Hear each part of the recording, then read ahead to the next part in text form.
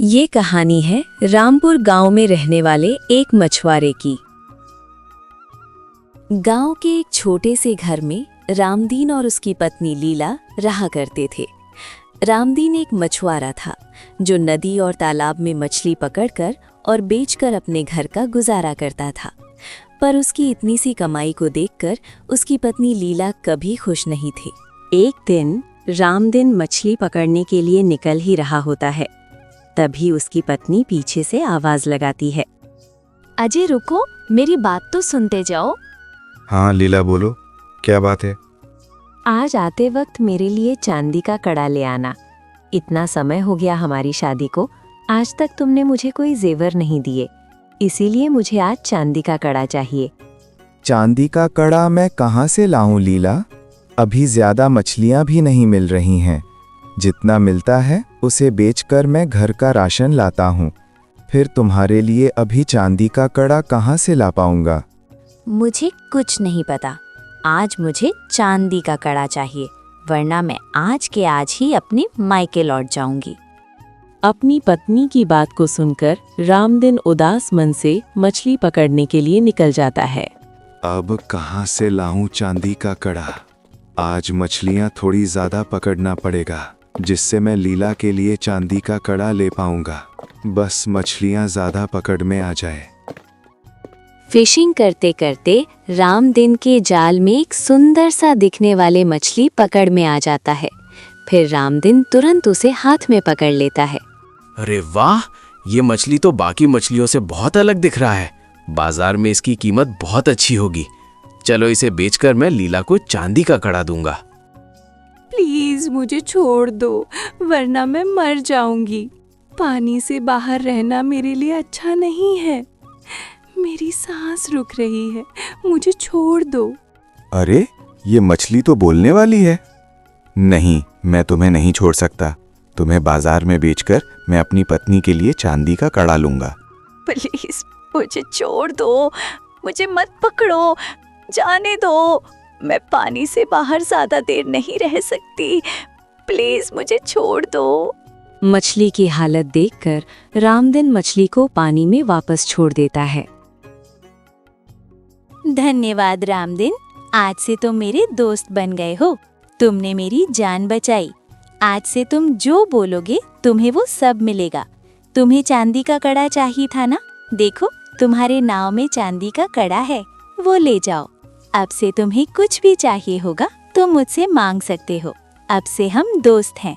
रामदीन नाव की ओर देखता है तो नाव में एक चांदी का कड़ा रखा होता है। फिर रामदीन खुशी खुशी चांदी का कड़ा लेकर घर के लिए निकल जाता है।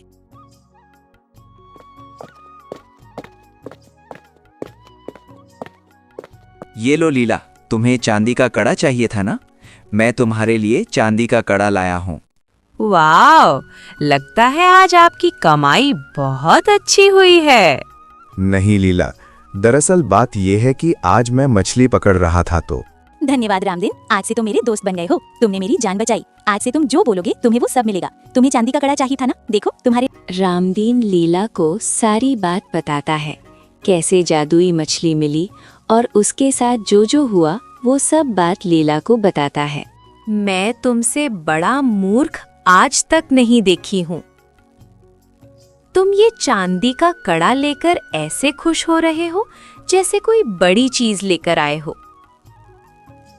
मूर्ख आदमी। ये क्या कह रही हो लीला?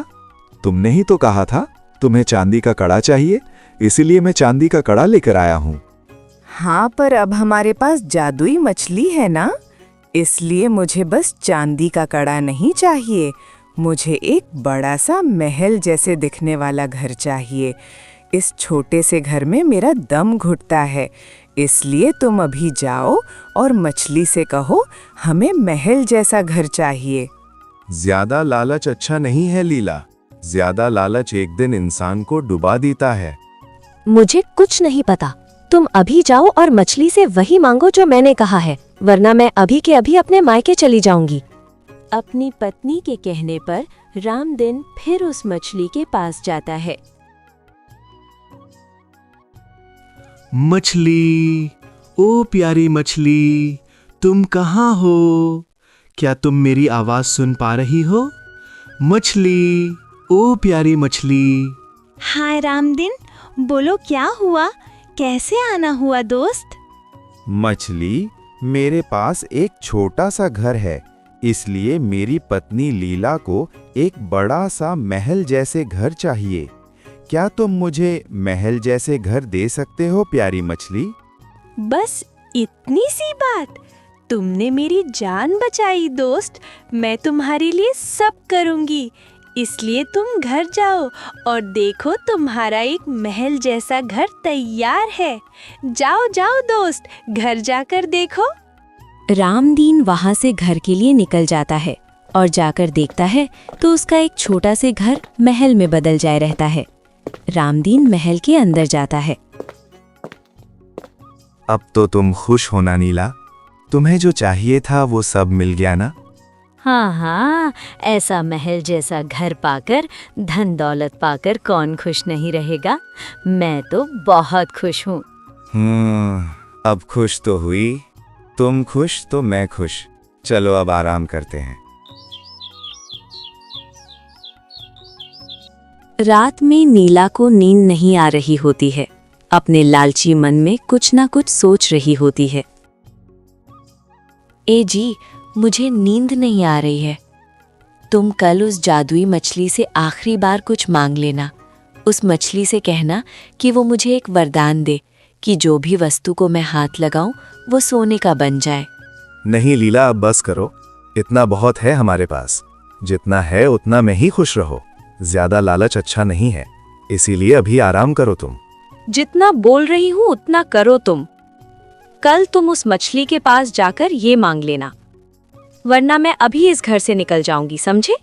अच्छा ठीक है, मैं कल मछली से तुम्हारे लिए ये भी मांगूंगा। अभी तुम आराम करो, पर मैं ये आखिरी बार करूंगा। इसके बाद से मैं मछली से कुछ नहीं मांगूंगा।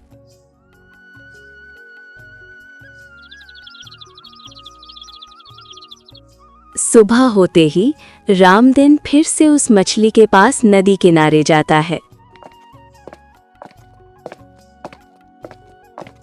मछली, ओ प्यारी मछली, तुम कहाँ हो?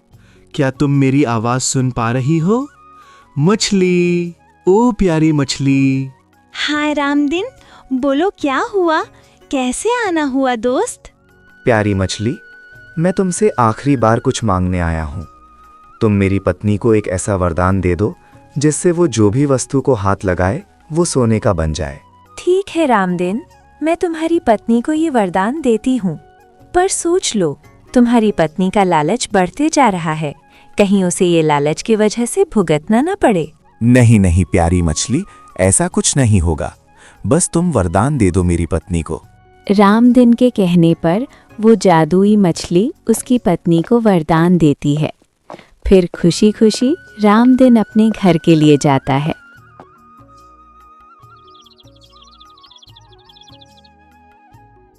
मुझे तो वरदान मिला है। अब मैं जो चाहूँ उसे सोने का बना सकती हूँ। लीला की लालच बढ़ चुकी थी। वो अपनी सारी चीजों को छूकर सोने का बना रही थी। उसने अपने कमरे को और अपने महल को भी सोने का बना दिया। वाह, अब तो मैं इस दुनिया की करोड़पति बन गई हूँ। जो चाहूँ सोने का बना सकती हूँ। अब मुझे कुछ खाना चाहिए, बहुत भूख लगी है।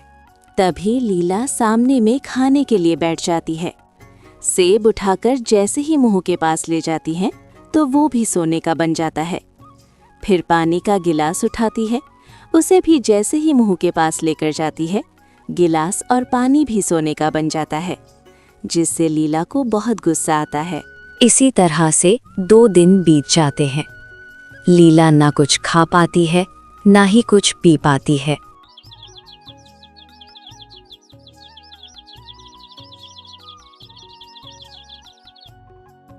ए जी, मुझे ये वरदान नहीं चाहिए। मुझे पहले जैसे कर दो। मैं भूखी प्यासी मर जाऊंगी। ना मैं कुछ खा पा रही हूँ, ना कुछ पी पा रही हूँ। मुझे बहुत भूख लगी है। आप अभी जाकर मछली को कहो ये वरदान वापस लेने। लीला की ऐसी हालत देखकर रामदिन को लीला पर दया आता है और वो दोनों तुरंत जादुई मछली के पास जाते हैं।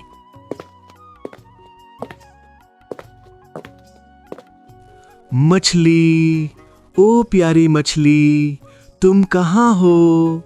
क्या तुम मेरी आवाज सुन पा रही हो?